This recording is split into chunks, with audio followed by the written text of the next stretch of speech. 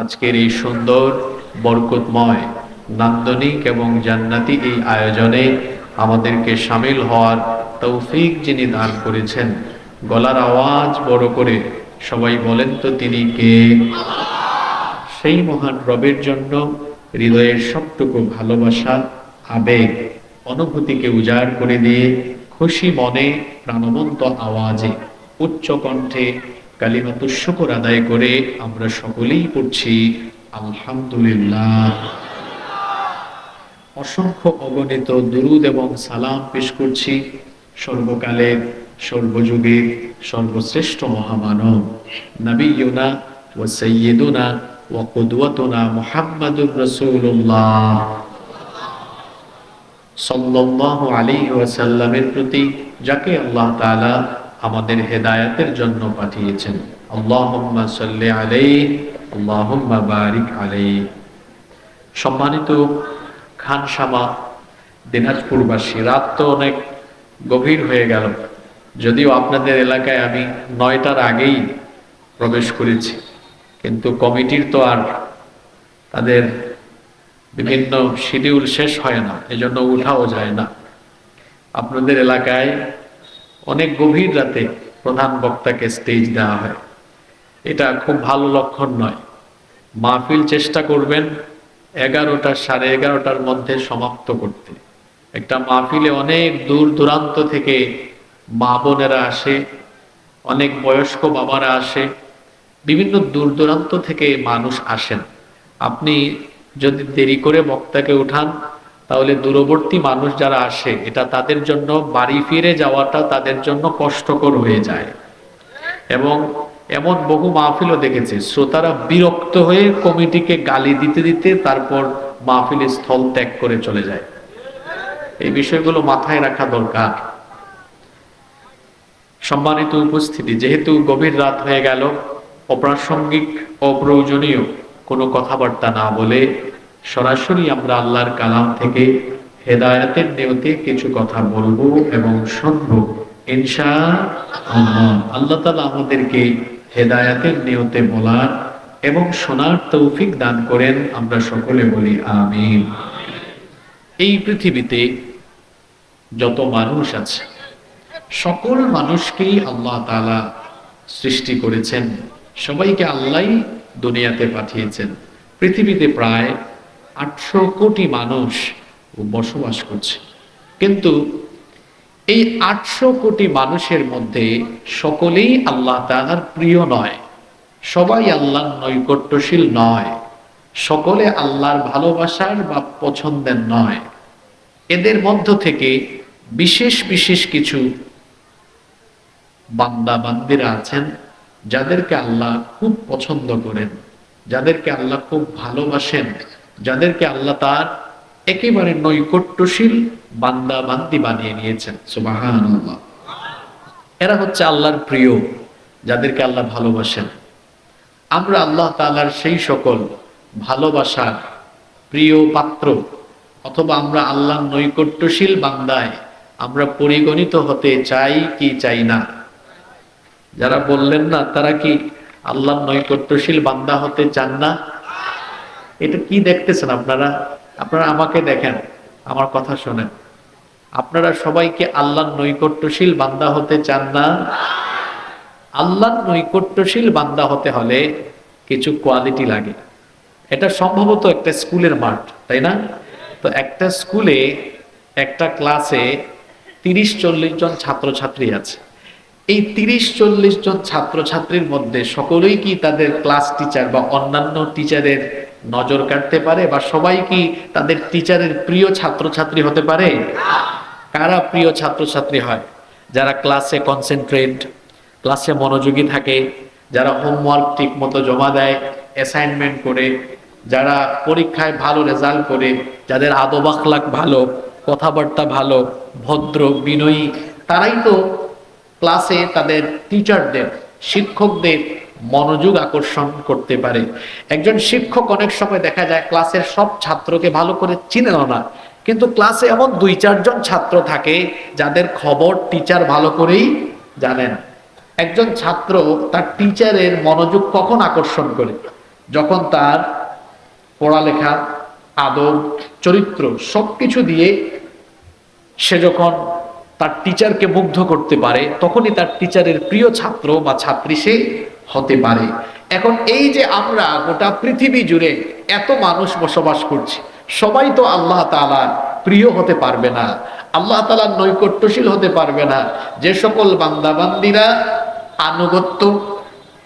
আনুগত্য, বন্দেগী, দাসত্বের চরম পরাকাষ্ঠা প্রদর্শন করতে পারবে, তারাই কেবলমাত্র আল্লাহর প্রিয় ভাজন, নৈকট্যশীল, ভালোবাসার বান্দাবান্দি হয়ে যেতে পারবে। সুবহানাল্লাহ।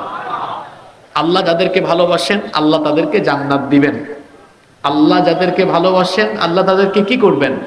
তাহলে আমরা আল্লাহ তাআলার নৈকট্যশীল এবং আল্লাহর প্রিয় বান্দা সবাই হতে চাই কি চাই না? ক্লাসে ভালো ছাত্র এমনি এমনি হওয়া যায় না। প্রতিদিন ক্লাসে আসতে হয়, হোমওয়ার্ক করতে হয়, পরীক্ষায় ভালো রেজাল্ট করতে হয়, আদব আখলাক ঠিক রাখতে হয়, তখন ভালো ছাত্র হওয়া যায়। ঠিক তেমনি ভাবে আল্লাহর নৈকট্যশীল বান্দা এমনি এমনি হওয়া যায় না। এই জন্য আপনার ভেতরে কিছু কোয়ালিটি থাকতে হবে, কিছু গুণাবলী থাকতে হবে। কোন সব কর্মকাণ্ড, অ্যাক্টিভিটিস, কোন সব গুণাবলী থাকলে পরে আল্লাহর প্রিয় হওয়া যায়, আল্লাহর নৈকট্যশীল বান্দা হওয়া যায়, আমরা সরাসরি আল্লাহর কোরআন থেকে আজকে জানবো ইনশাআল্লাহ।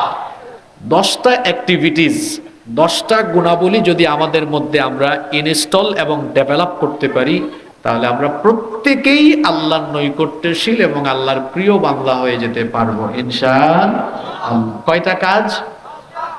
জোরে সুরে একটু পুরুষ মানুষের মতো জবাব দেন, কয়টা? যারা পারেন নোট ডাউন করেন, একেবারে নোট করবেন, আর যাদের মেমোরাইজিং ক্যাপাসিটি ভালো মুখস্থ করবেন। নাম্বার 1, 1 নাম্বার, পৃথিবীতে বহু মানুষ বাস করছে, সবাই আল্লাহর প্রিয় নয়। 1 নাম্বার কোয়ালিটি হলো ইমানদার যারা, ঈমান এনেছে যারা, আল্লাহর প্রিয় এবং আল্লাহর নৈকট্যশীল বান্দা হলো তারা। তার মানে হলো পৃথিবীতে যারা ঈমান আনে নাই, কোনো বেঈমান আল্লাহর প্রিয় নয়। বরং যারা ঈমান এনেছে এবং ঈমানের পথে অটল অবিচল আছে, তারাই হলো আল্লাহর প্রিয়, তারাই হলো আল্লাহর নৈকট্যশীল বান্দা।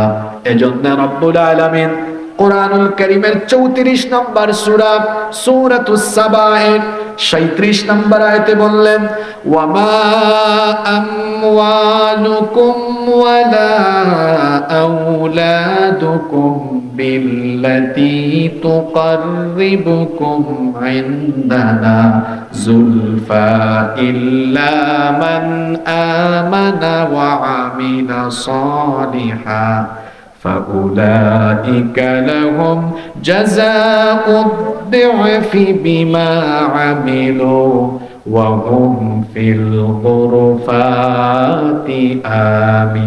آمِنُونَ। আল্লাহ তাআলা বলছেন, তোমাদের ধন সম্পদ আর সন্তান সন্ততি এগুলো এমন কোন বস্তু নয় যার মাধ্যমে তোমরা আল্লাহর নৈকট্যশীল বান্দায় পরিগণিত হবে, বরং তোমাদের মধ্যে ঈমান এনে সৎ কাজ করছে যারা, আল্লাহর নৈকট্যশীল বান্দা হলো তারা। আর ঈমানের পথে অটল অবিচল যারা, আল্লাহর তরফ থেকে পুরস্কৃত হবে তারা। আর কেমন পুরস্কার? আল্লাহ বলছেন সেই পুরস্কারটা হলো ওয়াহুম ফিল গুরুফাতি আমিনুন, তারা আল্লাহর জান্নাতের নিরাপদ সুউচ্চ আবাসনের ভেতরে তারা অবস্থান করবে। ঈমানদার যারা, আল্লাহর নৈকট্যশীল বান্দা হবে তারা। আর আল্লাহর নৈকট্যশীল বান্দা যারা, আল্লাহর জান্নাতের মেহমান হলো তারা। আপনারা বলবেন হুজুর তাহলে 1 নম্বর পয়েন্ট তো কমন পড়ছে, আমরা তো সব ঈমানদার, তাহলে তো 1 নম্বর পয়েন্টের সাথে আমরা মিলে গিয়েছি, আমরা ঈমানদার সব। কিভাবে ঈমানদার? দেখেন না আমার নামটা কেমন, আবুল কালাম। হে এমন আবুল কালাম যে আবার এলাকার টাটকা সুদখোর। এখানে আবুল কালাম নামে কেউ থাকলে রাগ করিয়েন না, এটা জাস্ট একটা এক্সাম্পল। আমি তো ঈমানদার, আমার নাম আব্দুল সালাম, সে হলো এলাকার কুখ্যাত চাঁদাবাজ। দেখেন না হুজুর কি সুন্দর নাম আব্দুস সামাদ, অথচ সে হলো এই এলাকার পাক্কা ঘুষখোর। ঈমান বলতে আপনি কি বুঝেন? নাম একটা লাগাইলাম আব্দুস সামাদ, আব্দুর রহমান, আর মাঝে মাঝে মাথায় টুপি দিলাম, জুমাবারে মাঝে মাঝে গিয়া পশ্চিম দিকে উষ্টা খাইয়া সাজদা দিলাম। এর নাম কি ঈমান নাকি? কে শিখাইছে আপনারে? ঈমান মানে কি বুঝতে হবে আপনাকে। তিনটা শর্ত পূরণ করলে ঈমানদার হওয়া যায়। কথা বুঝে থাকলে বলেন, কয় শর্ত পূরণ করলে ঈমানদার হওয়া যায়? এক নাম্বার হলো মৌখিক ভাবে ঈমানের ঘোষণা দেওয়া, যেটাকে বলা হয় আল ইকরার বিল লিসান। মৌখিক ভাবে ঈমানের ঘোষণা দিলাম, অর্থাৎ আমি মুখ দিয়ে বললাম আল্লাহ আমি ঈমান এনেছি, ঈমান এনে তোমার আনুগত্যের পথে জীবন পরিচালনার সিদ্ধান্ত নিয়েছি। এটা মুখ দিয়ে ঘোষণা করতে হবে। এই মৌখিক ঘোষণাটা এতটুকুতে সীমাবদ্ধ নয়। ঈমানের ঘোষণা দেওয়া মানে হলো নিজের জান আর মালকে আল্লাহর কাছে বিক্রি করে দেওয়া। ঈমান আনার পরে আর নিজের মতো চলা যায় না। ইসলাম গ্রহণ করলে পরে আর নিজের মতো চলা যায় না। তখন যার সিদ্ধান্ত মোতাবেক জীবন চালাতে হয়, জুড়ে বলেন তিনি কে? এজন্য জাতির পিতা ইব্রাহিম আলাইহিস সালামকে আল্লাহ বললেন, ইয ক্বালা লাহু রাব্বুহু আসলিম। স্মরণ করো যখন ইব্রাহিমকে তার রব বললেন আসলিম, তুমি আত্মসমর্পণ করো, তিনি তখন বললেন ক্বালা আসলামতু লিরাব্বিল আলামিন। তিনি তখন বললেন আমি জগৎ সমূহের প্রতিপালক আল্লাহর কাছে সারেন্ডার করলাম, আত্মসমর্পণ করলাম। আর কেউ ইসলামের ভেতরে দাখিল হয়ে গেলে সে তার জান আর মালকে আল্লাহর কাছে বিক্রি করে দেওয়া লাগবে, নিজের মতো আর চলা যাবে না। আল্লাহ তাআলার কাছে যারা জান আর মাল বিক্রি করবে তাদের নাম হলো মুমিন। কথাটা গুরুত্বপূর্ণ, এই জন্য আমি তিনবার বলতেছি। যারা তাদের জান আর মালকে আল্লাহর কাছে বিক্রি করবে তাদের পরিচয় তারা মুমিন। যারা তাদের জান এবং মালকে আল্লাহর কাছে বিক্রি করবে তাদের নাম হলো মুমিন। জান মাল বিক্রি করে যারা মুমিন হবে, আল্লাহ তাআলা সেই জান আর মালের বিনিময়ে সেই সকল মুমিনদেরকে কি পুরস্কার দিবেন শুনেন। সূরা তাওবার 111 নম্বর আয়াতে আল্লাহ বললেন, ইন্নাল্লাহা আশতারা মিনাল মুমিনিনা আনফুসাহুম ওয়া আমওয়ালাহুম বিআন্না লাহুমুল জান্নাহ। নিশ্চয়ই আল্লাহ সেই সকল মুমিনদের জান এবং মালকে খরিদ করে নিয়েছেন, কিনে নিয়েছেন। যারা তাদের জান এবং মালকে আল্লাহর কাছে বিক্রি করবে, আল্লাহ বলছেন তার বিনিময়ে আমি তাদেরকে আমার জান্নাত আমি তাদেরকে দান করে দিব। সুবহানাল্লাহ তো পড়লেন, কিন্তু বুঝে শুনে পড়ছেন কিনা জানি না। এই যে আমার হাতে থাকা মোবাইল, মনে করেন এটা আমি ওনার কাছে বিক্রি করলাম। এখন আমি এটা বিক্রি করার পরে এই মোবাইল কি আমার ইচ্ছা মতো ইউজ হবে না ওনার ইচ্ছা মতো ইউজ হবে? ওনার ইচ্ছা মতো। তাহলে বিক্রি করে দিলে যিনি এটা ক্রয় করে এটার মালিক হয়ে যান তিনি। আপনার জান এবং মাল বিক্রি করে আপনাকে ঈমানদার হতে হবে। তো বলা হচ্ছে ঈমান বা মুমিন হতে হলে, ঈমানদার বা মুমিন হতে হলে জানমালকে আল্লাহর কাছে বিক্রি করে দিতে হবে। তো আপনি জান আর মাল আল্লাহর কাছে বিক্রি করলে আপনি কি আর আপনার ইচ্ছায় চলতে পারবেন নাকি? বিক্রি করা মানে কি? আমি যদি এখন ঘোষণা দিই আমি মুমিন, তাহলে আমার জবান দিয়ে আল্লাহর আনুগত্যের বিপরীত, আল্লাহর সাথে নাফরমানি হয় এমন একটা কথাও আর আমার জবান দিয়ে বের করা যাবে না। আমি যদি বলি আমি মুমিন, তাহলে আমার মালকে আমি আর অন্যায় পথে, খারাপ পথে, কোন ধরনের আজে বাজে পথে ব্যয় করতে পারবো না। বরং আমি আমার জান মাল এবং আমার জীবনটাকে আল্লাহর আনুগত্য মোতাবেক পরিচালনা করব। এবার নিজের বিবেককে প্রশ্ন করে দেখেন তো, আপনি আপনার জীবনটাকে আল্লাহর বিধান মতো, আদেশ মতো, হুকুম মতো চালান কিনা? আজান হয় আপনি ঘুমিয়ে থাকেন, আপনি নামাজে যান না। তাহলে বলেন তো আপনার জীবন চলে আল্লাহর ইচ্ছায় নাকি আপনার নফসের ইচ্ছায়? আপনার নফসের ইচ্ছায় আপনার জীবন চলে, কারণ আপনার মন চায় আপনি ঘুমাইতে, আর আল্লাহ চান আপনি নামাজে যেতে। দেখেন তো আপনি মোমেন হলেন কেমনে? আপনার ব্যবসা বাণিজ্য লেনদেন ঠিক নাই, সেখানে ব্যবসা করলে আপনি ওজনে কম দেন, আপনার মন চায় হারাম পথে বেশি টাকা কামাতে, আর আল্লাহ চান আপনি যেন হালাল পথে উপার্জন করেন। এখানেও আপনি 2 নম্বরের আশ্রয় নিয়ে নিলেন। আপনি আল্লাহর আনুগত্য মোতাবেক জীবন পরিচালনা করে মুমিন হতে হলে আপনার অর্থনৈতিক লেনদেন, আপনার পরিবার, আপনার সমাজ, অর্থনীতি, রাজনীতি, সমাজনীতি, রাষ্ট্রনীতি সবকিছু আল্লাহ তাআলার বিধান মোতাবেক হওয়া লাগবে। যদি কোনো একটা সাইড, কোনো একটা ক্ষেত্র আল্লাহর বিধানের বিপরীত হয়ে যায়, আল্লাহর কসম ওই ব্যক্তি আর মুমিন থাকতে পারবে না। ঈমানের প্রথম শর্তই হলো ঘোষণা দেওয়া, 2 নাম্বার হলো আমালুম বিল আরকান, ইসলামের সকল রুকনগুলো আমল করা, আর আরেকটা হলো 2 নাম্বার তো হলো তাসদিক বিল জিনান, অন্তর দিয়ে বিশ্বাস করা। 3 নাম্বার হলো আমালুম বিল আরকান, রুকন সমূহ আমলের মাধ্যমে বাস্তবায়ন করা। এখন দেখা যায় ইমানের দাবি অনুযায়ী আমাদের জীবনটা পরিচালনা হয় না। যার জীবন ইমানের দাবি মোতাবেক পরিচালিত হয় না, সে কখনো মুমিন হতে পারে না। ইমানের দাবি মোতাবেক আপনার জীবন পরিচালিত হলে পরে আপনার নাম হবে মুমিন। এখন প্রশ্ন হলো, ইমানের দাবি মোতাবেক আমি চলবো কেমনে? ইমানের দাবি মোতাবেক চলার জন্য আল্লাহ একটা গাইড বুক দিয়েছেন, গাইডলাইন দিয়েছেন। সেই কিতাবের নাম কি? কোরআনের মতোই জীবন হয়ে যেতে হবে। আমাদের মা আম্মা জান আয়েশা রাদিয়াল্লাহু আনহাকে নবী, আমাদের মা আম্মা জান আয়েশা রাদিয়াল্লাহু আনহাকে এসে সাহাবীরা জিজ্ঞেস করেছিলেন আমাদের নবীর চরিত্র কেমন? তিনি বললেন, তোমরা কি কোরআন পড়ো না? কানা খুলুকুল কোরআন, আমার নবীর চরিত্র কোরআনের মতো। এই কোরআনের প্রতিটি পাতা যেমন, আমার নবীর চরিত্র হলো তেমন। তিনি ছিলেন প্র্যাকটিক্যাল কোরআন, এটা হচ্ছে প্রিন্টেড কোরআন, আর নবী হচ্ছেন প্র্যাকটিক্যাল কোরআন, জীবন্ত কোরআন। পাক্কা মুমিন হতে হলে কোরআনের সাথে আপনার জীবনের সকল ক্ষেত্র মিলা লাগবে। এখন মিলান দেখি কোরআনের সাথে আপনার মিল আছে কিনা। দেখা যায় কোরআনের সাথে আপনার ব্যক্তি জীবনের মিল নাই, লেনদেনের মিল নাই। কোরআন মতো আপনার জীবন চলে না, আপনার পরিবার চলে না, সমাজ চলে না, অর্থনীতি চলে না, রাজনীতি চলে না, কিছুই চলে না, সব কোরআনের বিপরীত। যেই ব্যক্তি জীবনটাকে কোরআনের বিপরীত চালায়, সে কখনো মুমিন হতে পারে না। বরং পাক্কা মুমিনের পরিচয় আল্লাহ কোরআনে এভাবে দিচ্ছেন।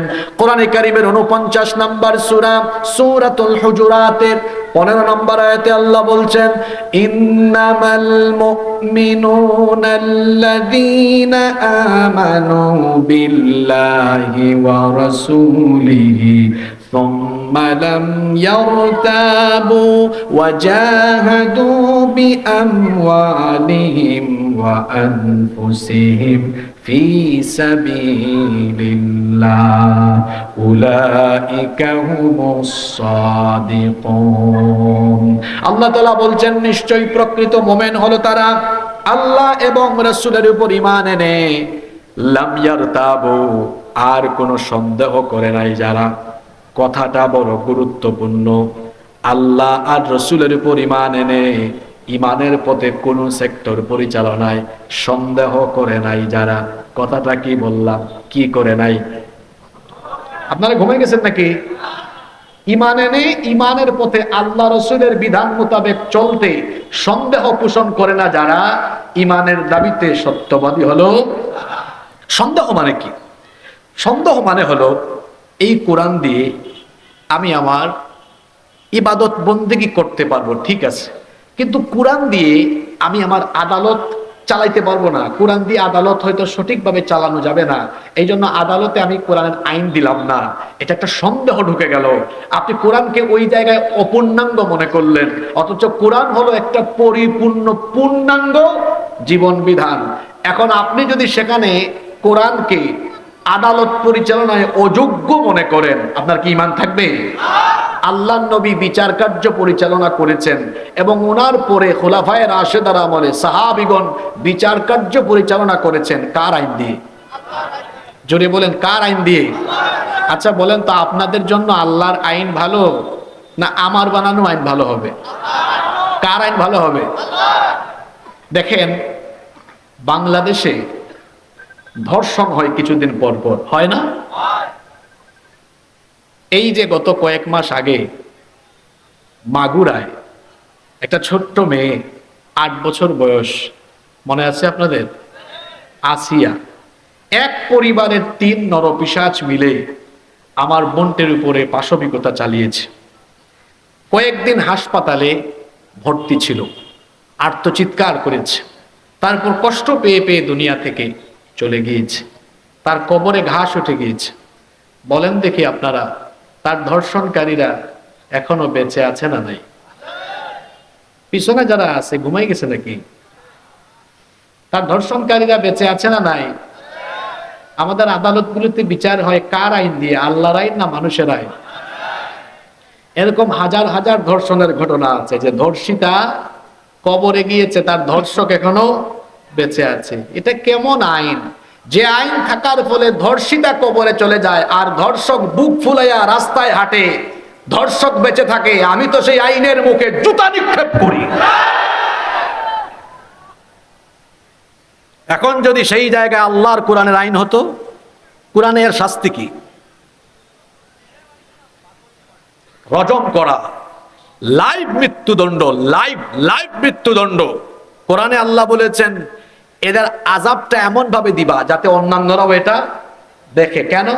দিনাজপুরে যদি এরকম অঘটন ঘটে, একদম দিনাজপুরের মানুষের চোখের সামনে এর মৃত্যুদণ্ড দেওয়া হোক, যাতে করে চরিত্রহীন লম্পট টাইপসের কেউ থাকলে এক বিচার দেখে সে যেন তারের মতো সোজা হয়ে যেতে পারে। দল মত নির্বিশেষে সব মানুষরা বলেন তো, আপনাদের কল্যাণের জন্য আল্লাহর আইন ভালো না মানুষের আইন ভালো? যে ব্যক্তি মুমিন হয়ে মনে করে বিচার ফয়সালায় কোরআনের আইন আমার জন্য ভালো নয়, তার পরিচয় আমি দিচ্ছি না।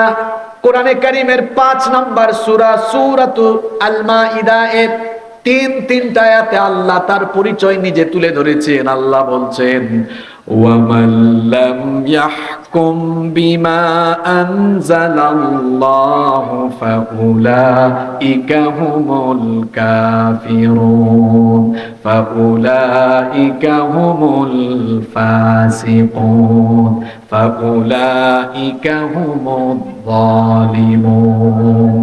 আল্লাহ তাআলা বলছেন যারা আমার দেওয়া বিধানের ভিত্তিতে বিচার ফয়সালা করে না, এদের পরিচয় হলো ফাউলাইকা হুমুল কাফিরুন ফাউলাইকা হুমুল ফাসিকুন ফাউলাইকা হুমুল যালিমুন। এদের পরিচয় দিচ্ছেন হুজুর না আল্লাহ?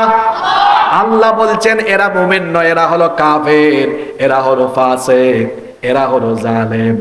ঠিক তেমনি ভাবে আল্লাহর দেওয়া বিধান দিয়ে যারা সমাজের প্রতিটি সেক্টর, অর্থনীতি, রাজনীতি, রাষ্ট্রনীতি সব জায়গায় যারা কোরআনকে বাদ দিয়ে কোরআনকে পূর্ণাঙ্গ মনে করবে, ওই ব্যক্তি মুমিন হতে পারবে না। তার কারণ হলো কোরআন হলো এমন বিধান, আল্লাহ বলেছেন হাদা বায়ানুল লিন্নাস, এটি মানুষের জন্য সুস্পষ্ট বর্ণনা। আল্লাহ বলেছেন ওয়ানাজ্জালনা আলাইকাল কিতাবা তিবয়ানাল লিকুল্লি শাইইন ওয়া হুদান ওয়া রাহমাতান ওয়া বুশরা লিল মুসলিমিন। এটা এমন এক কিতাব যা আমি আপনার উপরে নাজিল করেছি, সব কিছু এর ভেতরে আমি ঢুকিয়ে দিয়েছি। মা ফাররাতনা ফিল কিতাবি মিন শাই, কোনো কিছু এই কিতাবে বাদ দেওয়া হয় নাই, সব কিছু এই কিতাবের ভেতরে যিনি ঢুকিয়ে দিয়েছেন তিনি কে? তাহলে মুমিনের পরিচয় যদি বলেন হুজুর এক কথায় বুঝায় দেন, কোরআন সুন্নাহ মতো জীবন চালায় যারা প্রকৃত মুমিন হলো। এখন এই কোরআন সুন্নাহয় জীবনের সব সেক্টর পরিচালনার জন্য ইনস্ট্রাকশন, দিক নির্দেশনা কি দেওয়া নাই? চুরির শাস্তি কি হবে, ডাকাতির শাস্তি কি হবে, তারপরে ফৌজদারি, দেওয়ানি, অন্যান্য বিধিবিধানের কোন শাস্তি কি হবে, কেমনে সমাজ চলবে, কি করে অর্থনৈতিক মুক্তি আসবে, এই সব কথাবার্তা কোরআনে নাই তো? জোরে বলেন না কেন নাই তো? আপনার দেশে তো গরিব কেন, মানুষ না খাই এখনো ঘুমায়? কারণ আপনারা কোরআন থেকে ফর্মুলা নিতে পারেননি। আল্লাহ কোরআনে ফর্মুলা দিয়েছেন, শোনেন, মনোযোগ আছে সবার। কোন সমাজে কিছু মানুষ থাকবে যারা 3 বেলা খায়, আর আরেক শ্রেণীর মানুষ থাকবে যারা 1 বেলাও খাইতে পারবে না, না খায়া থাকবে। ইসলাম এমন বৈষম্যহীন সমাজ, ইসলাম এমন বৈষম্যের সমাজ চায় না। ইসলাম এই ধরনের কোন জুলুমের সমাজ চায় না। বরং ইসলাম চায় বৈষম্যহীন একটা সমাজ হবে, যেখানে সকল মানুষের পেটের মধ্যে খাবার থাকবে, মানুষেরা সচ্ছল হবে, স্বনির্ভর হবে, প্রত্যেকের পেটে খাবার থাকবে, মানুষ সচ্ছল হবে। এই জন্য আল্লাহ তাআলা যাকাতের মতো অর্থনৈতিক ফর্মুলা দিলেন। কিন্তু আমার দেশের মুসলমানরা সুদ ভিত্তিক অর্থনীতি ভালো বুঝলেও জাকাতের ফর্মুলা, জাকাত ভিত্তিক অর্থ ব্যবস্থার কল্যাণকর দিক বুঝে না, যার কারণে দারিদ্রতার করাল গ্রাস থেকে তারা মুক্তিও পায় না। এই যে জাকাত, আমাদের দেশে বেশিরভাগ মানুষ জাকাত মানে কি মনে করে জানেন? তারা মনে করে জাকাত মানে শাড়ি লুঙ্গি বিতরণ করা, 200, 400, 500 টাকা মানুষের মধ্যে বিতরণ করা। জাকাতের নামে যারা শাড়ি লুঙ্গি বিতরণ করে আর 200, 400, 500 টাকা দিয়া গরিবের সাথে তামাশা করে, এদের জাকাত আদায়ই হয় না। তাহলে জাকাত কিভাবে দিতে হয়? আপনাদের মনোযোগ আছে তো? কি করে জাকাত দিলে সমাজে গরিব মানুষ থাকবে না? আল্লাহর দেওয়া ফর্মুলা শিখেন। এত বছর ধরে তো ভুল করেই যাচ্ছেন। এই কথাগুলো সচরাচর সব মাহফিলে আপনারা শুনবেন না।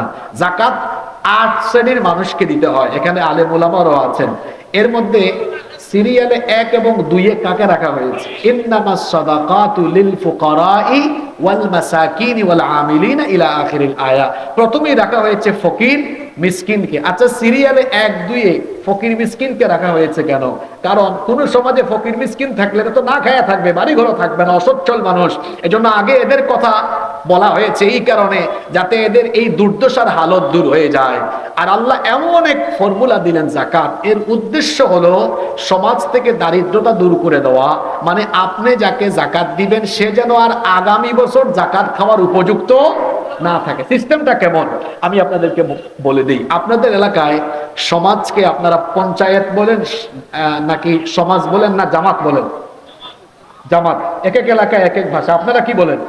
জামাত। মনে করেন আপনাদের এলাকার জামাত কি করলো? আচ্ছা, জামাত বাদ দেন, জামাত তো বাংলাদেশে এক দলের নাম। আমরা হুজুররা আছি বড় বিপদে।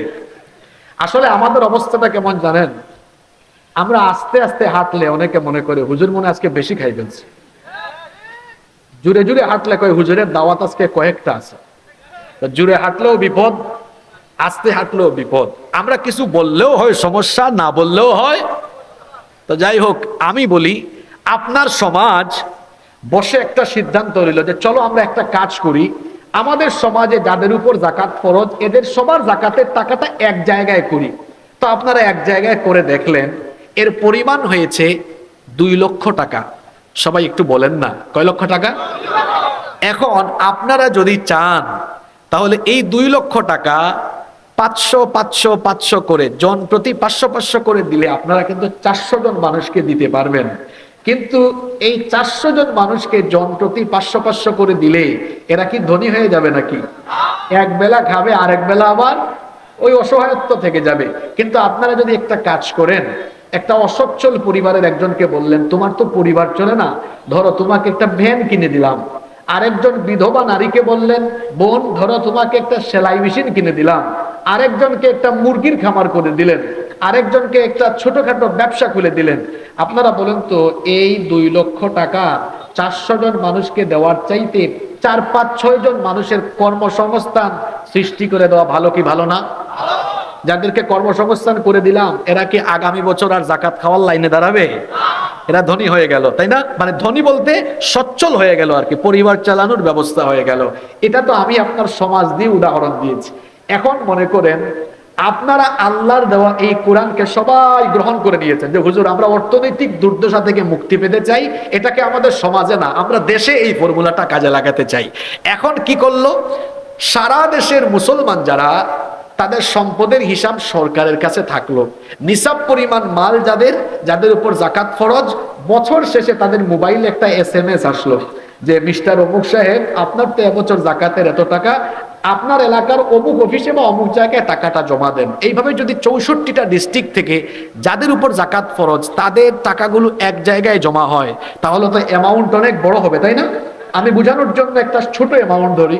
মনে করেন এই বছর সারা দেশ থেকে জাকাতের টাকা উত্তোলিত হলো, এর পরিমাণ দাঁড়ালো 140,000 কোটি টাকা।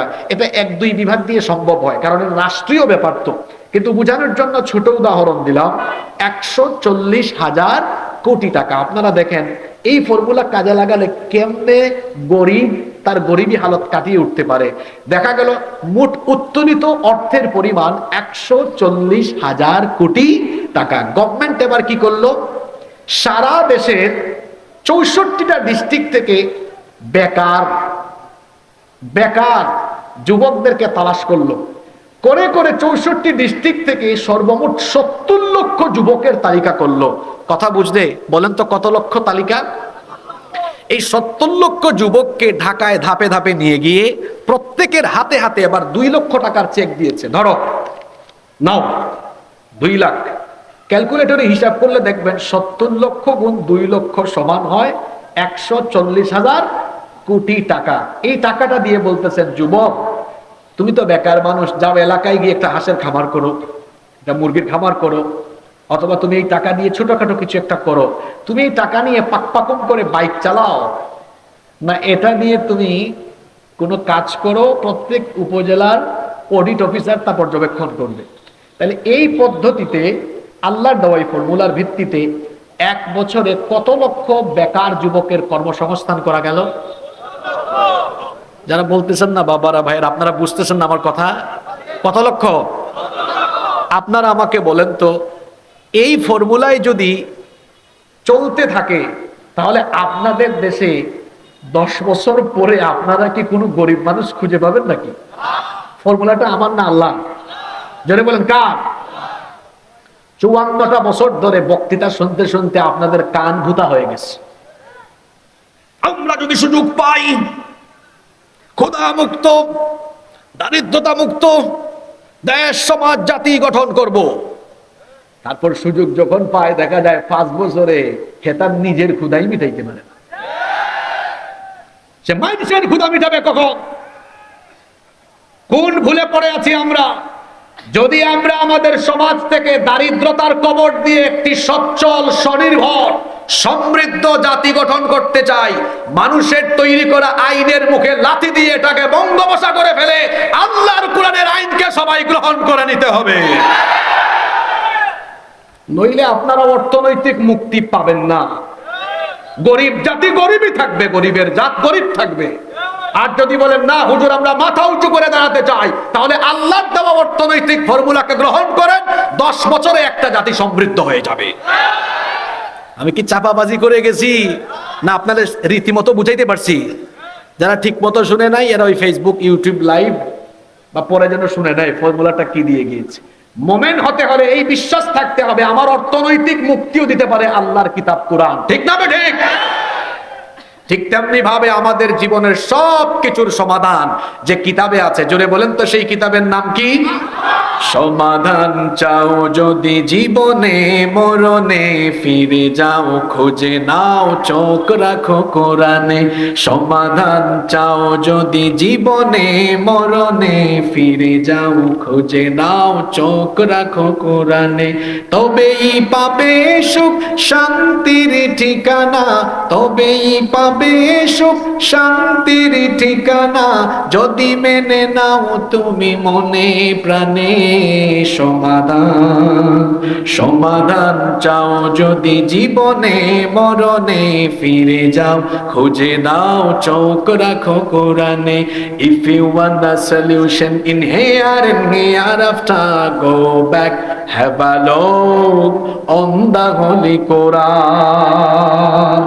সব সমস্যার সমাধান দিতে পারে, এটাতে বিশ্বাস করে না এ মুমিন নয়। যেটা বিশ্বাস করে না কখনো মুমিন হতে। আল্লাহর নৈকট্যশীল বান্দা হতে হলে মুমিন হওয়া লাগবে। মুমিন হতে হলে কোরআনের বিধান 100 ভাগ মেনে নেওয়া লাগবে। 100 ভাগ কোরআনের বিধান মেনে জীবন চালাবে যারা, মুমিন হলো তারা। আর মুমিন যারা আল্লাহর প্রিয় এবং নৈকট্যশীল বান্দা হলো তারা। আল্লাহ আমাদেরকে খাঁটি মুমিন বানিয়ে দেন। আরো আসতে বলেন আমিন। কষ্ট হচ্ছে আপনাদের? 2 নাম্বার আল্লাহর নৈকট্যশীল বান্দা হওয়ার 2 নাম্বার কোয়ালিটি হলো, 2 নাম্বার যে অ্যাক্টিভিটিস আপনার মধ্যে থাকতে হবে, যেটার মাধ্যমে আল্লাহর নৈকট্যশীল বান্দা হওয়া যায়।